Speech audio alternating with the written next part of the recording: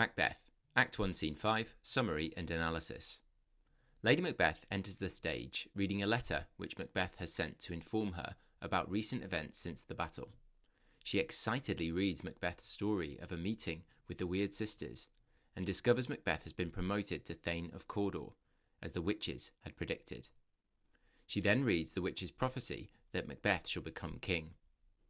As soon as she finishes the letter, Lady Macbeth seems captivated by the possibility of Macbeth becoming king, but then ominously comments that Macbeth is too full of the milk of human kindness to catch the nearest way, implying that she believes Macbeth is too kind to murder the king. She wishes Macbeth to arrive quickly so she can pour her spirits in his ear and convince him to kill Duncan.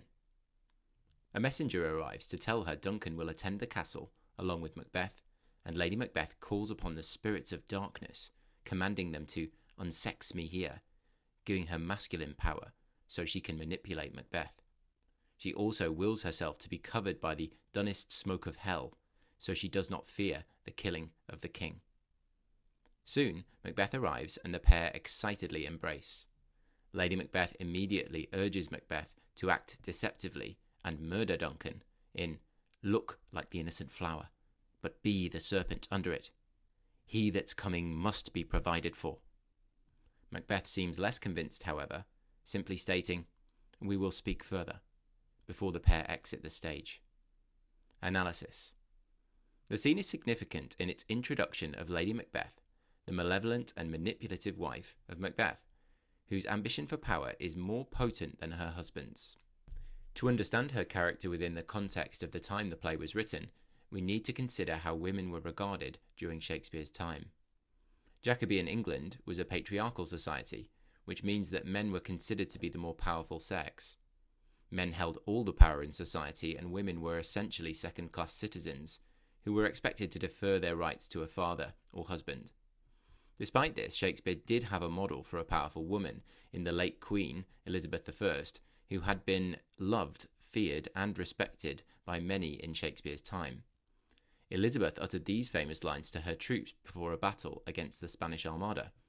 "I know I have the body but of a weak and feeble woman, but I have the heart and stomach of a king, and a king of England too."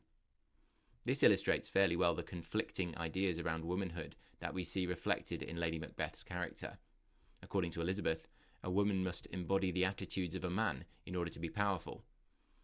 Despite Elizabeth's power, life for the majority of women was very restricted, so it is therefore very surprising to see Lady Macbeth's ambition outstrip Macbeth's in this pivotal scene. In her cruel and malevolent soliloquy, Shakespeare creates a semantic field of devilry and witchcraft through words such as raven, spirits, cruelty, darkness, and hell, associating her power as something unnatural and linking her to the devilry of the Weird Sisters. It is telling how she seeks to embody masculine power through her command to the spirits, which tend on mortal thoughts, to unsex me here.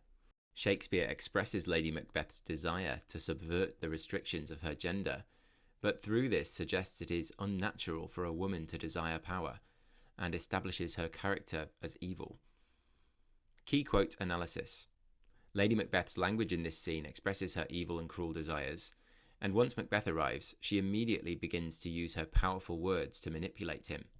The lines, "Look like the innocent flower, but be the serpent under it," use biblical allusion, bringing to mind the story of the snake, Satan, tempting Adam and Eve in the Garden of Eden. To the highly religious audience of Jacobean times, Lady Macbeth would be associated with satanic power, a temptress leading her husband astray, as Eve did in the biblical story. Furthermore, the imagery of nature with innocent flower and serpent seems to parallel the witch's dire spell, "Fair is foul, and foul is fair," reminding us of the power of the supernatural at work through Lady Macbeth.